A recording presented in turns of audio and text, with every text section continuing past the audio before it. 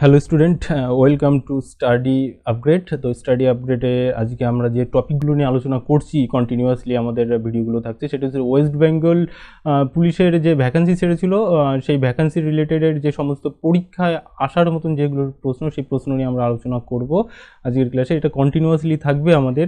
আমরা যে প্রশ্নগুলো নিয়ে এখানে আলোচনা করছি সেটা হচ্ছে বিগত 5 বছর, এটা এই কথাটা মাথায় রাখবে যে বিগত 5 বছরের ডাব্লিউবিপি ওয়েস্ট বেঙ্গল পুলিশে যে সমস্ত কোশ্চেন এসছে তাদের থেকে বাছাই করা বা কী রকম রিলেটেড প্রশ্ন আসতে পারে নেক্সট আপকামিং পরীক্ষাতে, সেই সম্বন্ধে আমরা কিন্তু আলোচনা করব। শুধু ওয়েস্ট বেঙ্গলের জন্য প্রিপারেশন না, এটা সমস্ত সাবজেক্টের উপর বা সমস্ত ধরনের প্রিপারেশনের জন্য কিন্তু পসিবল হবে এই প্রশ্নগুলো। তো আমরা বেসিক্যালি এখানে টার্গেট রেখেছি ওয়েস্ট বেঙ্গল পুলিশের বিগত 5 বছরের বাছাই করা সেই সমস্ত প্রশ্ন নিয়ে। আর আমরা সেই 5 বছরের, তোমাদের যদি চাও আমরা সেই 5 বছরের কিন্তু প্রশ্ন আমরা কিন্তু সেখানে দিয়ে দিব, এবং সেই 5 বছরের কোশ্চেন পেপার থেকে আমরা সিলেক্ট করে যে প্রশ্নগুলো আসে এবং সেটার রিলেটেড যে প্রশ্নগুলো কিন্তু আসার মতন, সেগুলো নিয়ে কিন্তু আমাদের ক্লাসে আলোচনা করব। আর যেটা তোমাদের প্রথমেই আমি বলবো সেটা হচ্ছে আমাদের ওয়েস্ট বেঙ্গল বা ডাব্লিউবিপিতে যেটা পরীক্ষা হবে সেটি কিন্তু টোটাল 100 মার্কের 100টা কোশ্চেন থাকবে। তোমরা এটা ভালোভাবেই জানো, তবু আমি এটা বারবার প্রত্যেকটা ক্লাসে মনে করিয়ে দিচ্ছি এই কারণেই যে এটা যাতে তোমাদের সামনে অবগত হও, তোমরা বারবার করে এই বিষয়টাকে ফোকাস করতে পারো। ঠিক আছে, তো সর্বপ্রথম আমাদের যে টপিকটা থাকছে সেটা জেনারেল অ্যাওয়ারনেস এবং জেনারেল নলেজ, যেটা 50 মার্কের কোশ্চেন থাকছে এখান থেকে, এবং 50টা এমসিকিউ শর্ট টাইপ প্রশ্ন থাকছে, মাল্টিপল চয়েস, যেটা আমাদের প্রতিদিন সকালবেলা আমরা এই ক্লাসটা আপলোড করতে থাকবো এই কন্টিনিউয়াসলি। এবং নেক্সট দুপুরবেলা আমরা যেটা দিব সেটা হচ্ছে 25 মার্কের যে ম্যাথটা আছে এমসিকিউ 25টা সেটা, এবং রিজনিং দেবো বিকেলবেলা। তার মানে আমাদের যে সিস্টেমটা আমরা এখানটা আপলোড দিতে যাচ্ছি আমাদের চ্যানেলে, সেটা হচ্ছে সকাল দুপুর সন্ধ্যে, মানে একদম পুরো একটা ডাক্তারি মেডিকেল সিস্টেম, যে সিস্টেমে আমরা সকাল দুপুর সন্ধ্যে ওষুধ হিসাবে মতো খাওয়া দাওয়া করবো। এটা কন্টিনিউ, যেমন ওষুধ না খেলে অসুখ সারবে না, তেমন না পড়লে কিন্তু পরীক্ষায় পাস করা অসম্ভব হয়ে যাবে। সো ভিডিওগুলো দেখতে থাকো। তো আজকের প্রথম যে প্রশ্নটা সেটা হচ্ছে বায়ুমণ্ডলের ওজোন স্তরের ঘনত্ব পরিমাপের এককের নাম কি? তো বায়ুমণ্ডলের ওজোন স্তরের ঘনত্ব পরিমাপের এককের নাম হচ্ছে ডবসন। এখানে এই পাশাপাশি দেখো একটা অপশন দেওয়া আছে, অপশনগুলো যদি আমরা বলি তাহলে অপশনগুলো দেখলে তুমি ভালো বুঝতে পারবে। ডেসিবেল যেটা হচ্ছে শব্দের মাত্রা নিয়ন্ত্রণ করা হয়, এবং ডাইন যেটা সিজিএস পদ্ধতিতে বলের একক ডাইন, আর হাজ যেটা হচ্ছে তরঙ্গের একক। তো তরঙ্গের এককটা কিন্তু হাজ এইচ-জেড এককে প্রকাশ করা হয়। অ্যান্ড নেক্সট কোশ্চেন, ওজোন স্তরের ক্ষয় সবচাই থেকে বেশি হয় কোন অঞ্চলে? তো ওজোন স্তরের সবচাই থেকে বেশি ক্ষয় হয় হচ্ছে আন্টার্কটিকা মহাদেশে। তো এখানের এর কারণটাও আমরা নেক্সট টাইম বলবো, এই সম্বন্ধেও আরেকটা ভিডিও হচ্ছে টপিক আছে বা প্রশ্ন আছে, সেই কারণটা তোমরা সেখানেই জানতে পারবে, এর কারণটা কেন হচ্ছে সেখানে। তো নেক্সট 3rd নাম্বার কোশ্চেন যেটা আছে, বায়ুমণ্ডলে ওজোন স্তর বিনাশ এর সবচাইতে বেশি দায়ী যেটা হচ্ছে ক্লোরোফ্লোরোকার্বন, যেটা হচ্ছে সিএফসি। এবার সিএফসি সম্বন্ধে অল্প একটু বলে দিই তোমাদের, যে ক্লোরোফ্লোরোকার্বন আছে, এই কার্বনের মধ্যে সবচাইতে যেটা তড়িৎ ঋণাত্মক একটা মৌল থাকবে, যেটা ক্লোরিন সিএল ডট, একটা সিএল ডট তোমরা অনেক সময় দেখে থাকবে যে সিএল ডট এইভাবে লেখা হয়, সিএল এর উপর একটা ডট দিয়ে।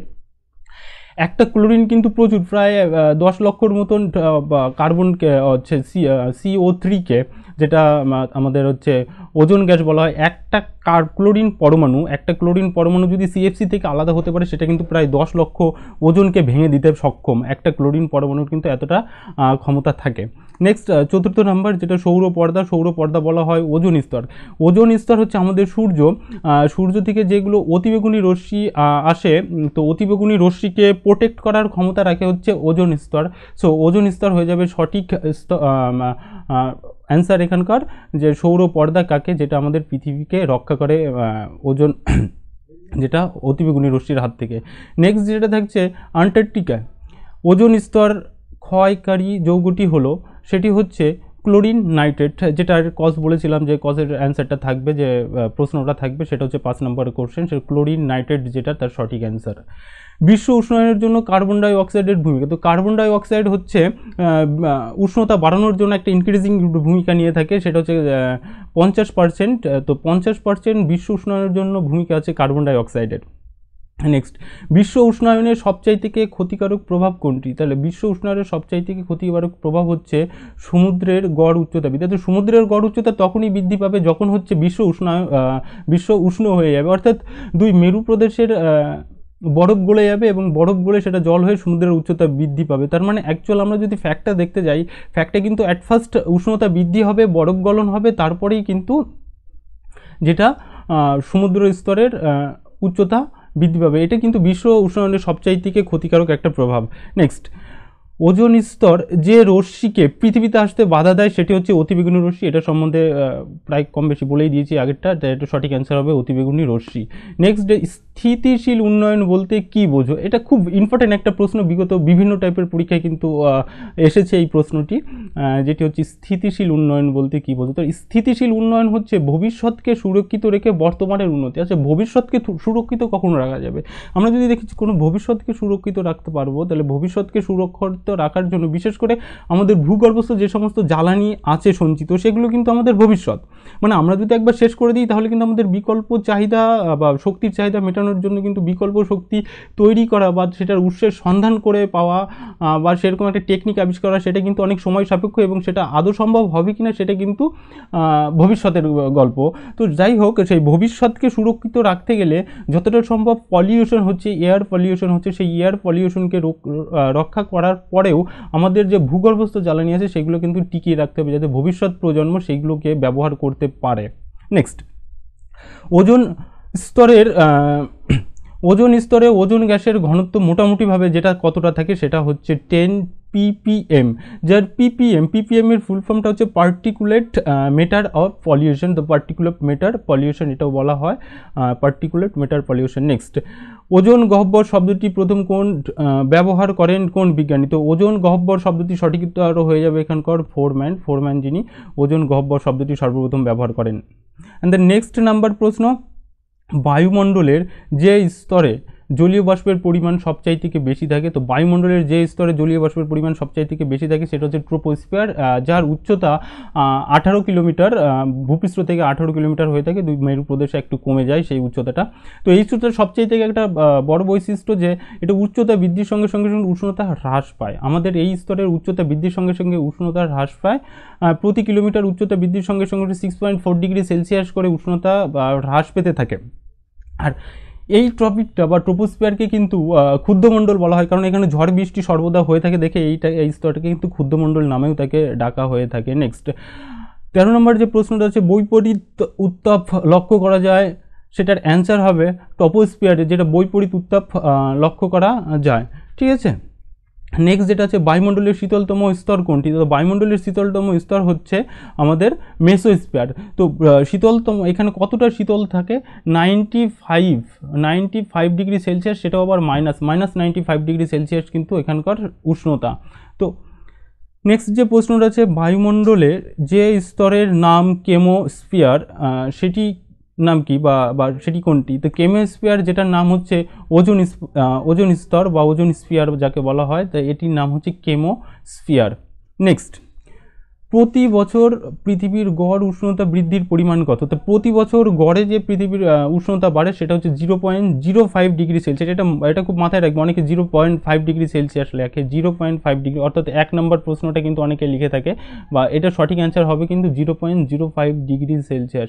যদি 1 নম্বরটাকে করে থাকে ভেবে দেখো, তাহলে কয়েক বছরের মধ্যে কিন্তু পৃথিবী একদম প্রচণ্ড উষ্ণ হয়ে যেতে পারে। সো এটা অবশ্যই অ্যান্সার হবে বি নাম্বার, 0.05 ডিগ্রি সেলসিয়াস।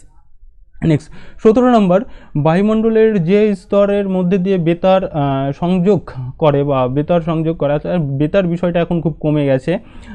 এটা বিশেষ করে রেডিও মারফত যে খবরগুলো আমাদের আসতো সেটা কিন্তু বেতার তরঙ্গের মাধ্যমে আসতো, কারণ এখানে কোনো ট্রান্সফার সিস্টেম থাকতো না। যেটা দেখা গেলো যে কলকাতার থেকে কোনো একটা বেতার সেন্টার থেকে কোনো ওয়েব সার্চে সেখান থেকে শুধুমাত্র একটাই টাওয়ার থাকতো, যে টাওয়ারটা একটু ঊর্ধ্বমুখী লাগানো থাকতো। সেই ঊর্ধ্বমুখীটা যেটা আয়নোস্ফিয়ারে গিয়ে যেটি হচ্ছে আয়নোস্ফিয়ারে গিয়ে আঘাত করতো এবং সেই আয়নোস্ফিয়ারে থাকা বিভিন্ন আয়নিত গ্যাসগুলো সেই তরঙ্গটিকে কিন্তু প্রতিফলিত করে ভূপৃষ্ঠের দিকে ছড়িয়ে দিত এবং সেটা রিসিভ করে বাকিটা কাজ যেটা করা হতো সেটা বাকিটা তোমরা অবশ্যই জানো।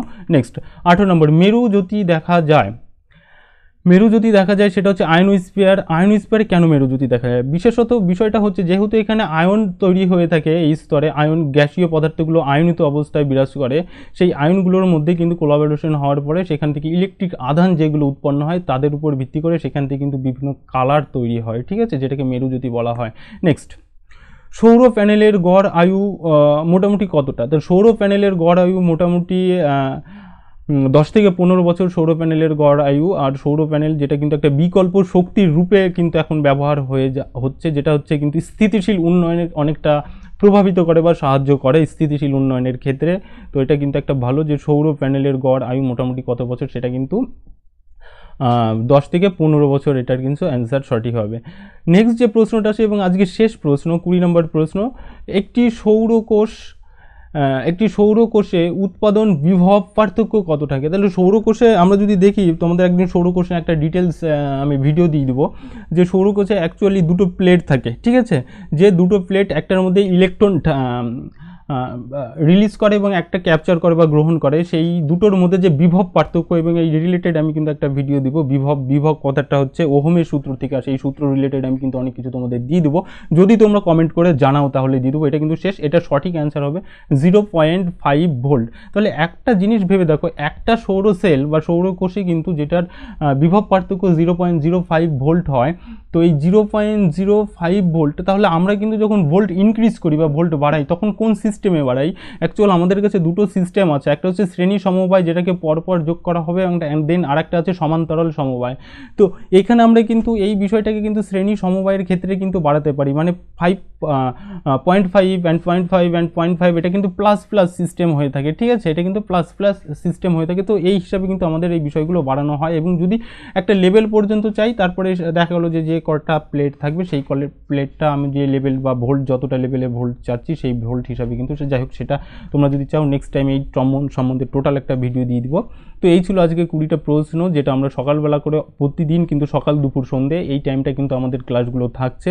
সো অবশ্যই ক্লাসগুলো দেখো, আর স্টাডি আপডেট চ্যানেলটিকে সাবস্ক্রাইব করে দাও। আর ভিডিওটা দেখার জন্য তোমাদের ধন্যবাদ, আর নেক্সট টাইম অপেক্ষা করো ভিডিওটির জন্য। আর অবশ্যই চ্যানেলটিকে সাবস্ক্রাইব করে বন্ধুদেরকে শেয়ার করতে কিন্তু একদমই ভুলবে না।